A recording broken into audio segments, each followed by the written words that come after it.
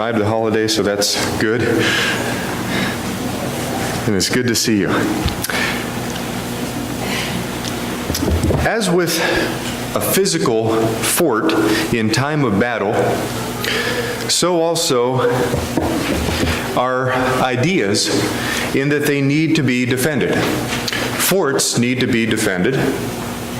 They need to be strengthened, maintained, protected, and so also ideas or propositions or conclusions need to be defended. And that's the thrust of one of Peter's texts that we took as the theme of this class way back when. That is that we should be ready to give an answer to anyone who asks us to defend the hope that we have. So forts and ideas both need to be defended. But to protect a fort or an idea, there has to be both an offensive and a defensive measure taken. That is, sometimes if I'm in a fort, I've never been in a fort, but if you were in a fort in time of battle, time of war, you would need to reach out and fend off offensively, go out and attack the enemy and put on an offensive front. Or there would be times when the enemy came to you, and in that case you would have to defend the fort you were, the position you were occupying. And so sometimes we need both offensive and defensive measures, and that's true also in the realm of ideas. When we think about the arguments for God's existence that we've looked at so far, almost all of those are on the offensive side. That is, we've made arguments that reach out from the fort, from a protected position, and try to make a case, a positive case, an offensive case, an outward-looking case for the existence of God. And under that heading, we had the cosmological, teleological, and recently the moral arguments for the existence of God. Those are offensive measures. But on the other hand, we have to sometimes defend against arguments that come to us from without. Sometimes arguments are put forth contrary to a position or a belief or a system of beliefs that we hold, and we have to be able to defend against those arguments. That is, we have to be able to answer those arguments, and and thereby put up a defensive strategy. It's interesting to me for a couple of reasons, one of them historical, but it's interesting how few arguments there are against the existence of God. Now, there are a lot of people who would deny and vehemently deny the existence of God, but there are surprisingly few, and that's, I think, an objective evaluation. There are surprisingly few arguments leveled against the existence of God. And this is, I said it's historically interesting because you can go all the way back to the time of a man named Thomas Aquinas, who maybe you've heard of, and see the following. So Thomas Aquinas wrote famously a book, a series of books called the Summa Theologica, and he wrote this book in the 1200s AD. So I guess something like closer to 1,000 years ago than it would be to 500 years ago. So many centuries ago, this book, this volume of a series of books was written by Thomas Aquinas, the famous Catholic theologian. And so he wrote this book, and in the book he tried to defend all points of Christian teaching, and what he viewed as Christian teaching and doctrine. He tried to give a defense of them, and he tried to look at arguments on both sides. So he looked at positive and negative aspects. That is, he was making an offensive and a defensive protection of Christian, what he viewed as Christian teaching. Whenever he made those defenses, he tried to give, in every case he could, at least 3 reasons, either in support of a position or against a position, and then he would deal with the arguments against. But he would try to give at least 3 reasons for every position, every teaching that he investigated. This is a multi-volume work, hundreds and hundreds of pages, probably thousands of pages, that he wrote over a period of about 10 years. But he tried to give at least 3 reasons. Whenever he came to the negative arguments for the existence of God, now remember, this is back in 1200s AD, not at all modern by in any sense. In the 1200s AD, he could only come up with what he considered to be 2 legitimate arguments, that is, arguments that needed to be answered, against the existence of God. That is, when he surveyed the world at the time, surveyed the philosophies of his day, surveyed and looked at, he was 40 when he started writing these works, when he looked out around him, the best he could come up with, the most he could come up with, were 2, in his opinion, legitimate reasons to question the existence of God. I've listed one of them up on the screen. One of them is suffering, and we're obviously leading into a study of the problem of suffering, and we'll talk about that and give some context for it. But the other reason that he gave, interestingly, was the objection that maybe the natural world can be explained by purely natural processes. What word did we give to that argument? Starts with an E and rhymes with evolution. Yeah. And remember, this is in the 1200s AD. His second reason, which is, I should have maybe listed on the screen, but his second reason to consider against the existence of God is that maybe the natural world could be explained by purely natural processes. That is, thereby removing the need for a creative God who breathed life into, created the world, and then breathed life into the living beings. So he said those are the only 2 reasons that I can find. One is the problem of suffering, which we're going to deal with directly. The other is this idea of the possibility that the world could be explained by natural processes, which we know, based on our study previously, that that's not a legitimate objection. We come now to this second reason against God's existence, namely what is summarized as the problem of suffering. Peter Kreeft, or Kreft, I'm not sure on the pronunciation. His last name is there at the bottom. Peter Kreft is a modern Catholic apologist who does a lot of writing, and a lot of good writing. He said the following. He said, "More people have abandoned their faith because of the problem of evil," and that's related to the problem of suffering, "than for any other reason." Now that's his opinion. Whether or not it's true, we don't know. But that's what he said. "It's certainly the greatest test of faith, the greatest temptation to unbelief. And it's not just an intellectual objection. That is, it's not just an argument in the realm of ideas. It is," he says, "something we feel. It's emotional. It's something that we live. It's something that we deal with on a daily basis." That's why he says, the book of Job is so arresting, why it grabs our attention the way it does. The problem of evil, problem of suffering, is an emotional, real problem. It's something that causes us a great amount of anxiety, a great amount of discomfort. And it is, he says, the greatest temptation that the Christian has, that the theist has, to unbelief, that is, to denying the existence of God. That's consistent with what Thomas Aquinas said hundreds of years ago. I'm not sure if Peter Kreeft is still alive, but if he isn't, he died only recently. And so this is consistent across the centuries, this problem of evil.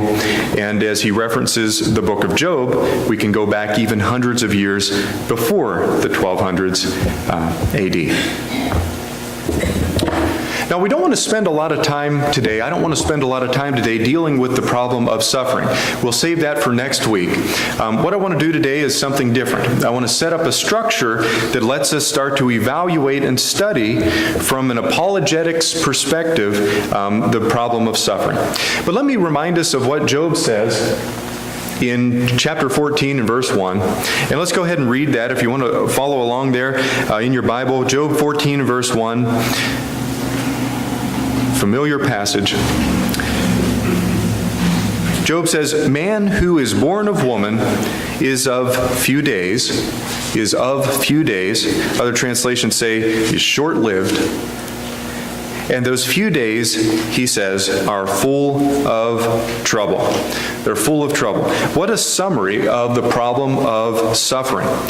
Man's days are few. They aren't many. And I believe that more and more, I feel that more and more the older I get, and I'm sure you do too. But they are full of trouble. They're few and full of trouble. Now, that's not to say there aren't many blessings to be had and many reasons to be joyful, but there is something about that text that is very valid and very much real to us. Our days are few and full of trouble. C.S. Lewis said about the problem of suffering, he wrote extensively about it, he said, mental pain is less dramatic than physical pain, but it is more common and also more hard to bear. Again, his opinion, but maybe we can identify with that. The frequent attempt to conceal mental pain increases the burden. It is easier to say my tooth is aching than to say my heart is broken. And so Lewis says this is a real challenge that is common to man. There's nothing unique about it. This illustrates, though, the variety of suffering that we encounter, that we have to deal with. Now, before I go any further, let me pause and say that I've been in the situation often enough that I feel obligated to say this. I have sat and listened to people younger than myself talk about suffering and had the feeling that you really don't have a clue what you're talking about. Younger people than me have talked about suffering with me in the audience, and I sit there and think, you don't really know anything about suffering. You're too young, maybe I would say, okay? I recognize that. I realize that. And I realize that when I say anything about suffering, you have a different circumstance, different set of circumstances, and you might look at me legitimately and say, you know nothing about suffering. And I fully am aware of that, and I want to say, it's not my intention to pretend like I understand in any experiential way the suffering that any of us endures. And that's something we ought to respect and dignify in one another. That is, we are in different circumstances. We have different experiences, different points in our lives. And so therefore our suffering is different and only comprehensible to a certain extent. But that said, we acknowledge that suffering exists on a wide range of levels. There's physical suffering, there's mental suffering, and any number of other sorts of suffering. You might say spiritual suffering in many real senses. And so we recognize that suffering is not only applied to a man who is of few days, it is not only those days full of trouble, but that trouble is of many sorts. Many sorts. And we'll come back to the problem and deal with it more fully later, next week. But I want to go in a slightly different direction here this morning. The question I want to turn us to briefly is, why is it that God, if there is a God, allows us to experience suffering? Why does He allow us to experience discomfort, pain, suffering in the many forms that we do? Now that's a broad question, but again, I don't want to deal with that question exclusively. I want to build a framework that maybe begins to answer this question in a meaningful way. To answer this question, I want to go to the idea of what some people have called epistemic distance. And so I'm just going to throw that term out there now, and we'll investigate it as we go. Epistemic distance has to do with how far we are away from God in terms of knowledge. How hard is it for me to know that there is a God? How difficult is it for me to find Him if I seek Him? Is it possible for me to reject Him, and so forth? And so I want to start out this idea, this framework, in Hebrews chapter 2 and verse 16. So if you would turn over there with me, please. We'll look at one verse and try not to take it out of context as we go. Hebrews chapter 2 and verse 16 says something about the angels. So we'll start our study here. Hebrews chapter 2 and verse 16.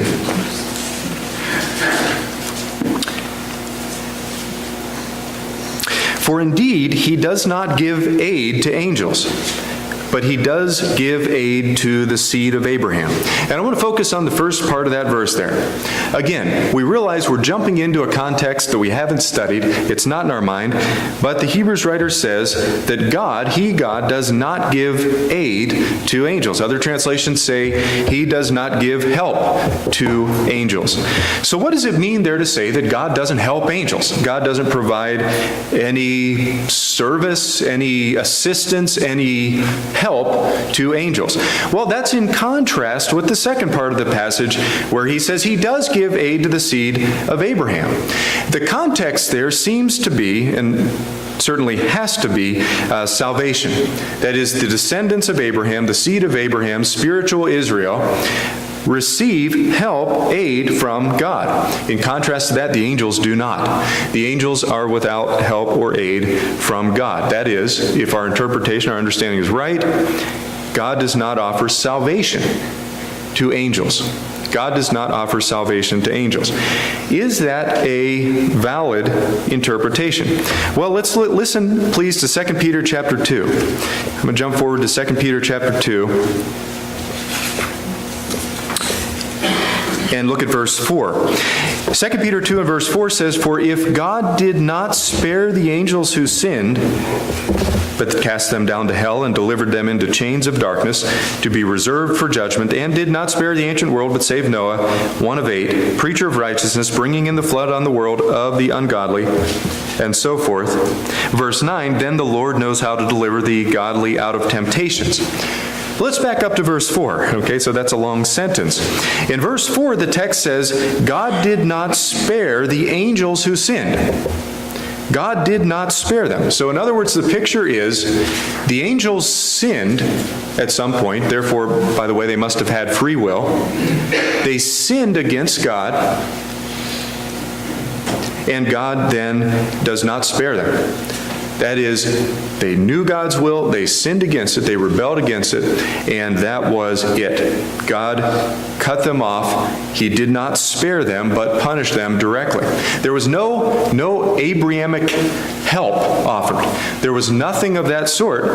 God did not spare them, and that's consistent with the Hebrews passage, chapter 2, verse 16, God not giving help to angels.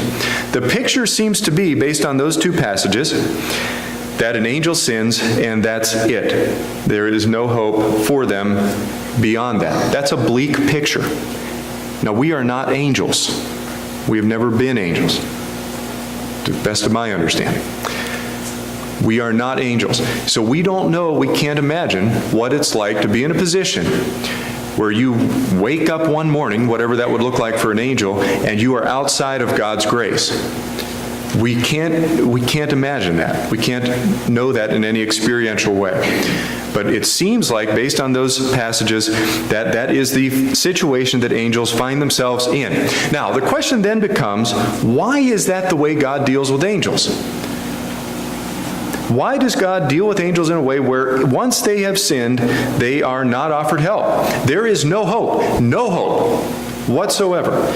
I mean, you're reminded of Ephesians chapter 2, where Paul says the Gentiles, for a while, were without hope, in some sense. But then, in consequence of the work of Christ, now they have hope. They've been brought into God's grace by the work of Christ. But that does not apply, does not extend, it seems, to angels. Why? Why is that? Well, at the beginning of a study like this, you have to acknowledge your ignorance. It's kind of like, check your ignorance at the door here, and let's just acknowledge it. In Deuteronomy chapter 29, in verse 29, we're reminded of our ignorance.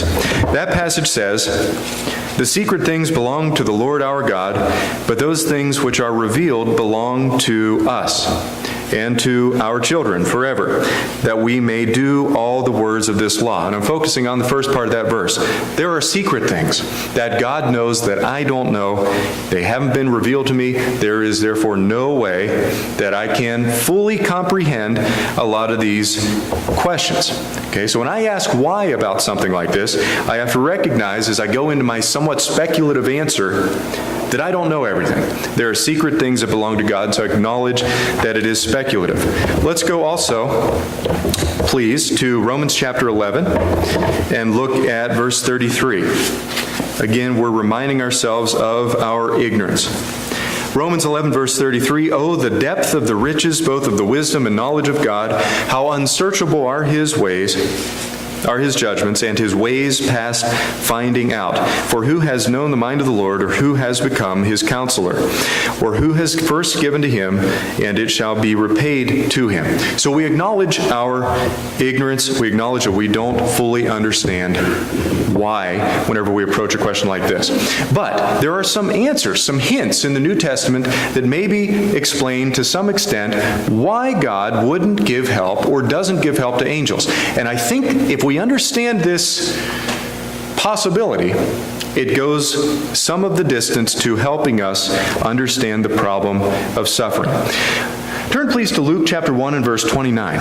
Luke 1 verse 29. We'll go through several passages quickly here. I apologize for the jumping around. Luke 1 and verse 29.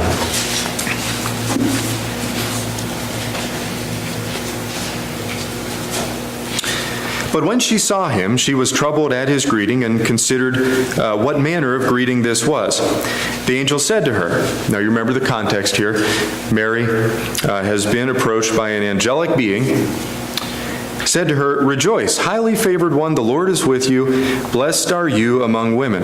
When she saw him, she was troubled at this saying, and considered what manner of greeting this was. The angel said to her, "Do not be afraid, Mary, for you have found favor with God. And behold, you shall conceive in your womb and bring forth a son, and shall call his name Jesus. He will be great and will be called the Son of the Highest, and the Lord God will give him the throne of his father David. He will reign over the house of Jacob forever, and his kingdom there will be no end." Then Mary said to the angel, "How can this be, since I do not know a man?" The angel answered and said to her, "The Holy Spirit will come upon you, the power of the Highest will overshadow you. Therefore also that Holy One who is to be born will be called the Son of God."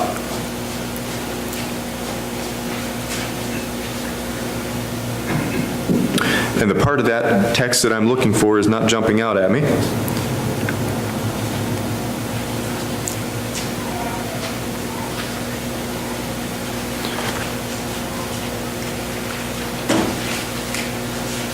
I'm looking for the part where it says that the angel stands in the presence of God. Did I miss that?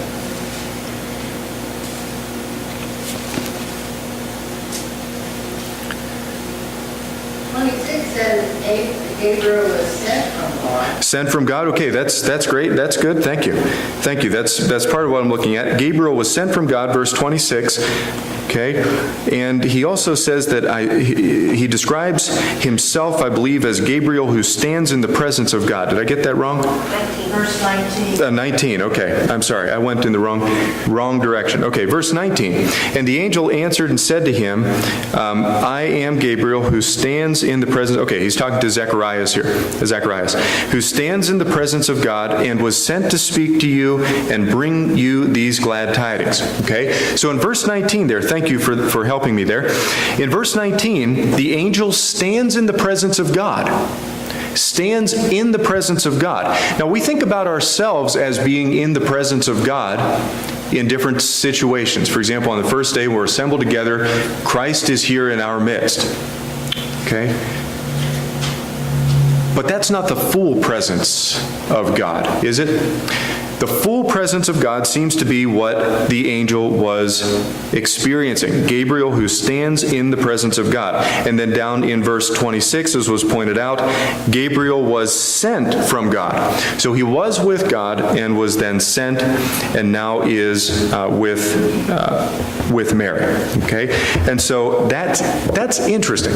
The angels, and we know this isn't a surprising revelation, but the angels are in the presence of God, the immediate presence of God, the intimate presence of God, you would say. Look at Matthew chapter 18 and verse 10, please.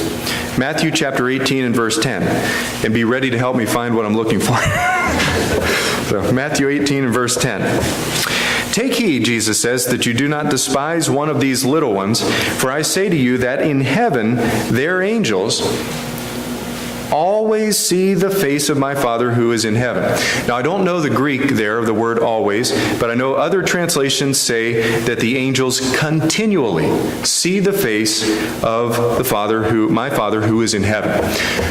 And so whatever text, whatever way however you interpret that Greek word, the angels are seeing God's face. Again, there's that intimate in the presence of God sort of experience that applies to the angels of children in this passage. And so we don't fully understand all that's involved there, but we clearly have been told that the angels see always the face of God. And so the angels are in God's intimate, immediate presence. But how does that contrast with our position, with our situation? Are we in the presence of God in the same way that the angels are? I'm reminded of the passage that tells us, it's repeated in the book of Hebrews, tells us that we were made for a little while lower than the angels. What exactly does that mean? We are in a different situation, different scenario than the angels in terms of our closeness or distance from God. The angels continually see His face. By contrast, we were reached out to by God through the what? How did God reach out to us to bring us back to Himself? Through the word of Christ, through the gospel, okay? My notes say, in contrast to the angels, the gospel. And so we have God's dealing with the angels in a face-to-face way. In contrast to that, we have, who were made lower than the angels, we have been reached out to by God through the gospel. And so there's a difference there in the distance at which we find ourselves from God. This contrast, this difference between the angel's scenario and my scenario has been described by this term epistemic distance. So epistemology has to do with the study of truth. Episteme, I think, is a Greek word, ask Andy, that has to do with truth and knowledge and this kind of thing. I think it comes from the Greek. But epistemic distance has to do with the idea of how far we are from a knowledge of God. How far do I have to go when I run out my door in the morning to find God? Where is He from a knowledge perspective? How far away is He? Is it obvious to me when I open my eyes in the morning I see in front of me God Himself? Or is there some searching that's involved, some seeking? What is my epistemic distance from God? It's different from, the point we've made so far, is that it's different from the distance that the angels find themselves at. The epistemic distance of the angels, you might say, is 0. They see the face of God. What does this have to do with anything? Well, let's take a look at 2 Corinthians chapter 5 and verse 7, please. 2 Corinthians 5 and verse 7.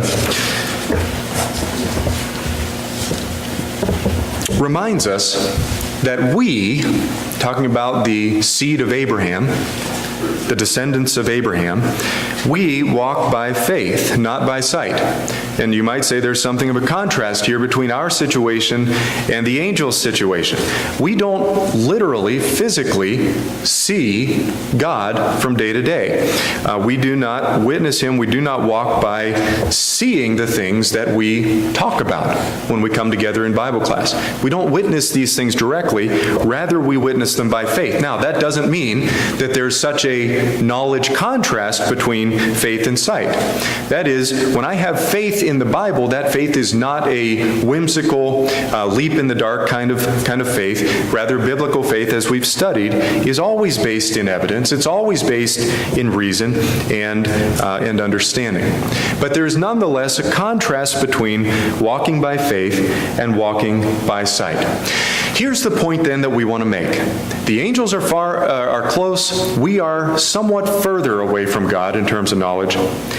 The point is that God has so created man. God has so positioned man. He made us for a little while lower than the angels. He has so created man as to place us in the universe so that He could balance two things. He created us to balance the possibility that we could find God and the possibility that we could reject God. He balanced us so that we could possibly, if we seek Him, if we search for Him, if we ask, seek, and knock, we could believe in God. And on the other hand, it is possible to reject God. Before we go any further, I want to remind you that Andy preached within the last 2 years a sermon related to this topic, and the title was something like A Choice-Driven Creation. And before I mess this up any further, I'll just reference you to that sermon, and you can go and he will straighten us out. But God built us and positioned us in such a way to make it possible to believe and possible to reject. Why is that important? Well, here at the beginning, it's important that it be possible for us to reject God and possible for us to believe, that is, to be at some epistemic distance away from God, so that if we sinned, unlike the angels, God could, maintaining His justice, give us the opportunity to come back. He could legitimately, without violating His holiness, His justice, His goodness, He could make it possible for us to return to Him. Whereas maybe by contrast, that's not available to the angels because they constantly see His face. For an angel to sin must mean, seems like it would have to mean, an utter and complete from the soul rebellion against God.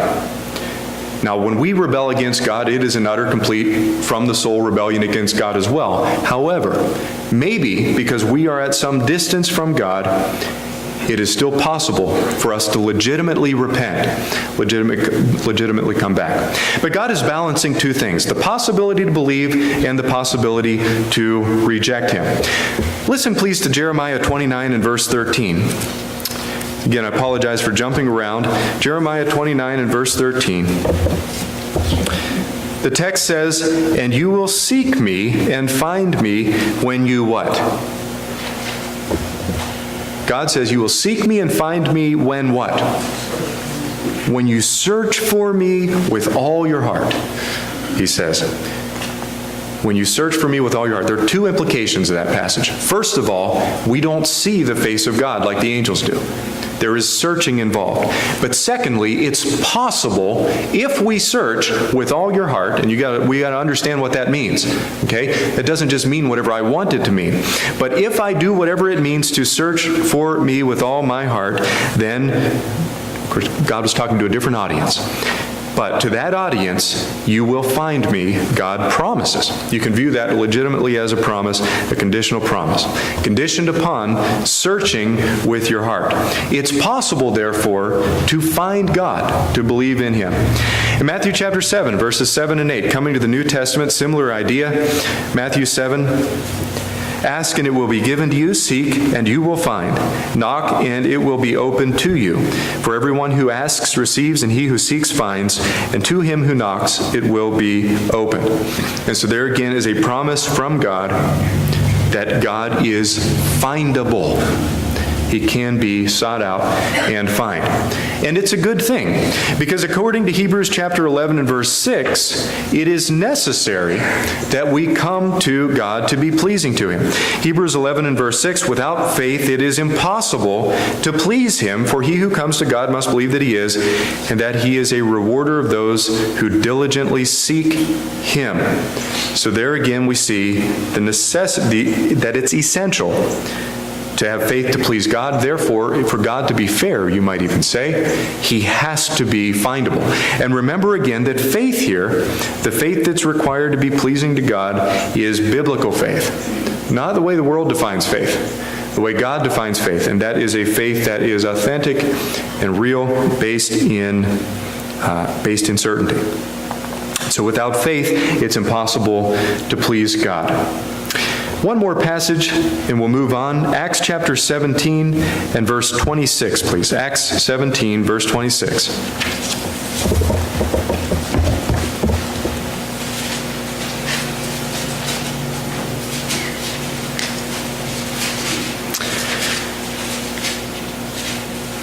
And He has made from one blood every nation of men to dwell on all the face of the earth, and has determined their pre-appointed times and the boundaries of their dwellings, so that they should seek the Lord in the hope that they might grope for Him and find Him, though He is not far from each one of us.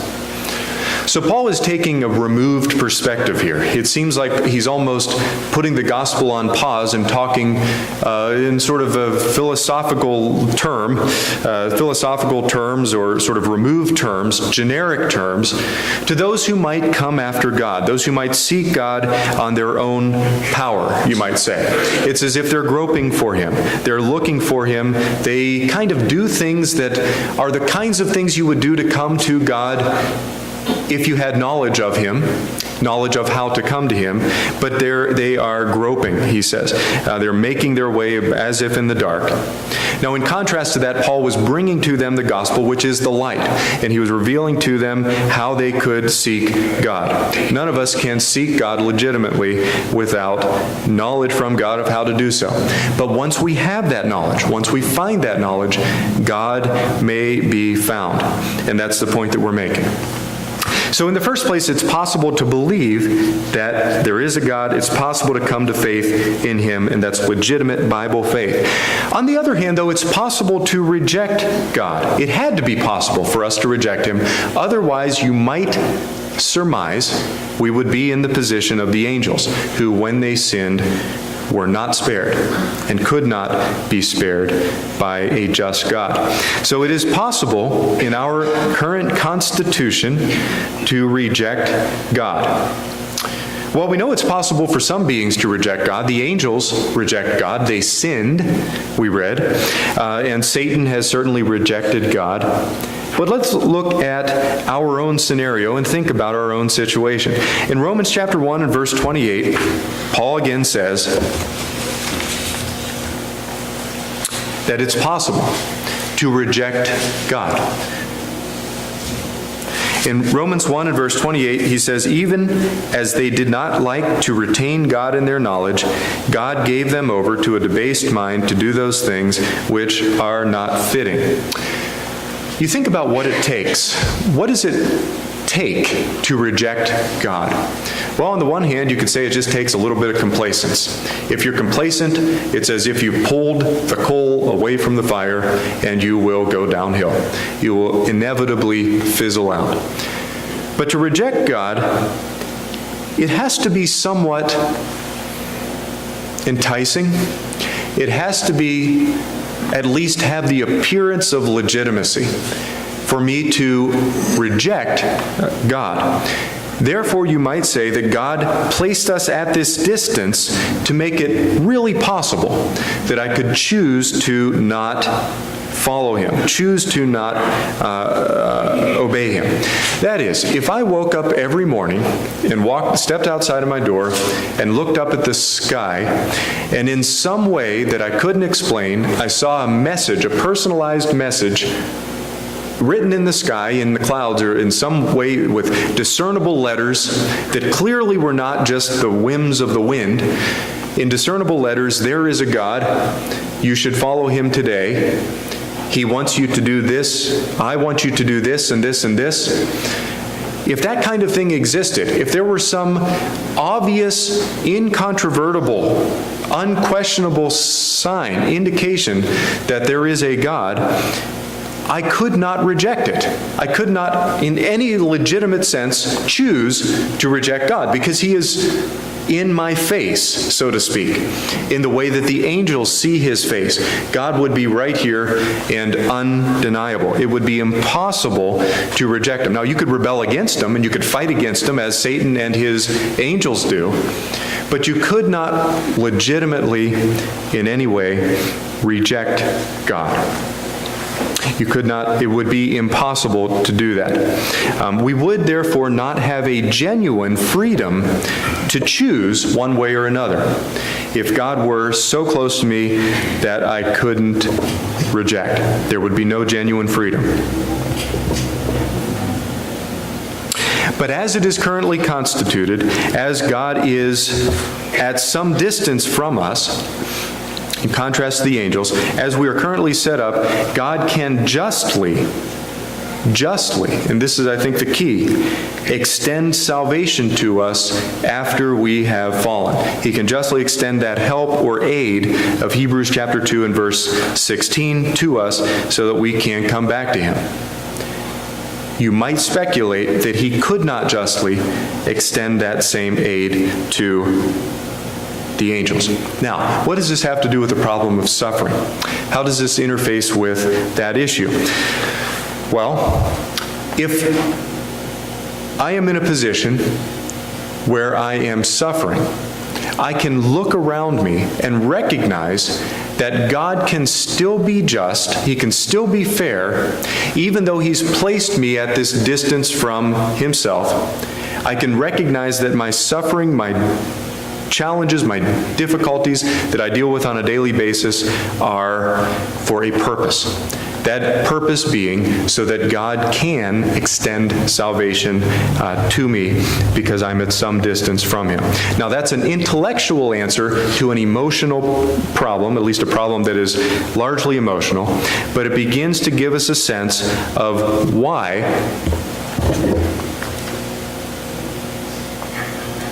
God would allow us to suffer. So as we go forward a little bit here, again thinking about the problem of suffering, I want to draw your attention to a couple of questions. We've actually encountered these questions before in this class. The question we're getting into is, why does the good God, and by the way, when we say good God, we recognize that God is the one who defines what is good. The connection between good and God is more intimate maybe than we can understand. God is good. But why does the good God allow what is not good, what is evil? But there are accompanying questions here that I think can be answered by the idea of epistemic distance. For example, some of you in this class have asked me after class, why is the universe so large? Why does it have to be so big? Well, imagine the contrary option. What if the universe were not so big? And what if with our modern telescopes, which can see unimaginable distances into the night sky, what if we found the boundary? What if we found the edge? Would that lead us in some way that was inappropriate to a certain undeniable knowledge of God? Why is it so large? Well, maybe it's so large so that we can consider the possibility that there is no God. Why is evolutionary thinking or theory so tempting to so many? Why does God allow that to be a tempting theory, a theory that is attractive to so many people? Why doesn't God just make it obvious that it's false, is kind of the idea. Why doesn't God impose Himself on the creation in such a way that no reasonable person could ever think such a thing? Well, maybe that would take away our freedom to choose. Maybe that epistemic distance would be narrowed too much so that we would find ourselves knocking on the door of being in the position of the angels, rendering the gospel not available to us. Okay, we're out of time there. The summary of these questions is, if there is a God, why isn't it more obvious that He exists and cares for me? And that's the question that epistemic distance begins to deal with. Thank you for your attention.